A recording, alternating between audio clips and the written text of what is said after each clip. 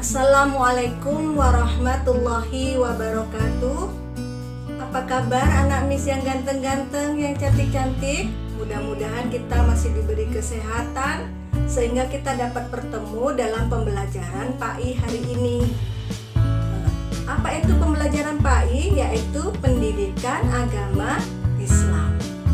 Sebelum kita masuk ke pembelajaran, mari kita baca doa bersama-sama ya nak. Pelan-pelan kita baca doanya.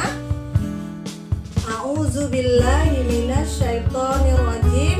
Bismillahirrahmanirrahim. Allahumma inni as'aluka ilman nafi'an wa rizqan thayyiban wa amalan mutaqabbalan. Amin. Nah, materi pertemuan pembelajaran kita hari ini akan membahas tentang kisah teladan Nabi Muhammad SAW. Kisah teladan yang harus kita contoh kali ini adalah tentang kisah kasih sayang Nabi Muhammad SAW. Nah, setelah kita mengikuti pembelajaran nanti, Miss harap anak-anak Miss yang pertama mampu meyakini kebenaran kisah Nabi Muhammad SAW. Yang kedua, anak Miss bisa mencontohkan sikap kasih sayang Nabi Muhammad. Kemudian yang ketiga, anak Miss bisa memahami kisah keteladanan dari Nabi Muhammad SAW dari kisah kasih sayang Nabi Muhammad.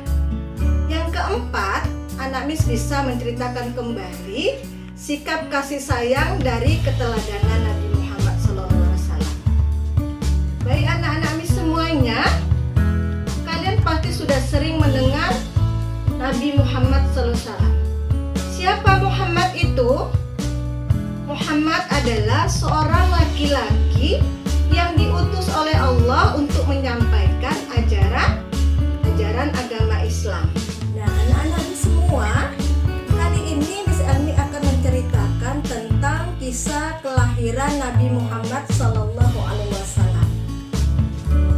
Nabi Muhammad dilahirkan pada hari Senin tanggal 12 Rabiul Awal di kota Makkah.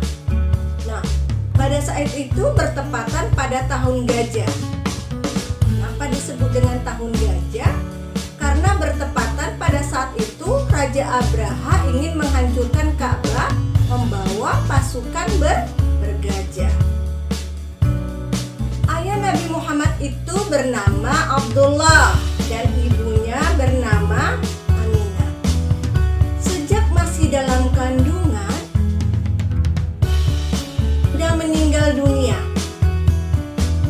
sehingga dia diasuh oleh ibu susuannya yang bernama Halimatus Sa'diyah. Nah, pada usia 6 tahun, ibunya Aminah meninggal dunia, sehingga dia sudah yatim piatu. Kemudian diasuh oleh kakeknya yang bernama Abdul Muthalib.